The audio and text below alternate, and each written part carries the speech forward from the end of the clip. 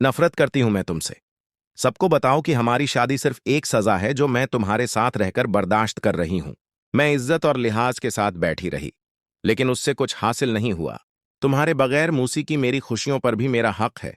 हमारी शादी की खुशी में एक दावत रखी गई है। दुआओं में रब से तुम्हें शाम की एक दावत में बुलाया गया है।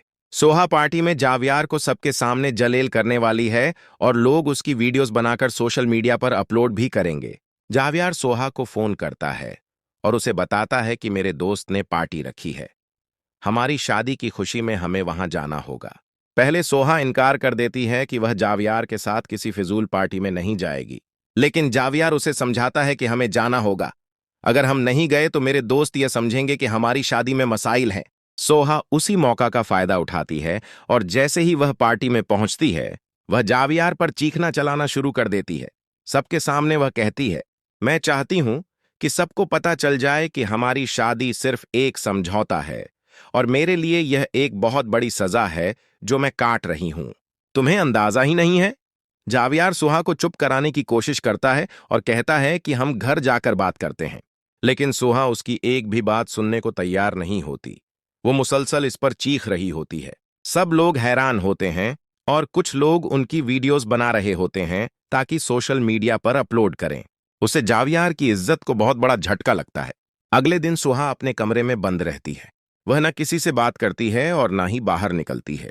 जावियार कई बार दरवाजा खटखटाता है, मगर सुहा अंदर से कोई जवाब नहीं देती। घर में सब लोग उसकी खामोशी से परेशान हो जाते हैं। इधर करण उस सूरत हाल को समझने की कोशिश करती है। वह जारा से बात करती है कि वह सोहा से मिलकर सारी गलतफहमी दूर करना चाहती है, लेकिन जारा उसे रोक देती है और कहती है कि अभी सोहा बहुत ज्यादा जज्बाती हालत में है, उसे वक्त चाहिए। इसी दौरान जावियार फैसला करता है कि वह खुद सोहा से बात करेगा। वो दरवाजे के बाहर बैठ जाता है और नरमी से कहता है, सोहा, मैं जानता हूं तुम अंदर बहुत तकलीफ में हो, लेकिन प्लीज दरवाजा खोलो। मैं तुम्हें सब कुछ समझाना चाहता हूं।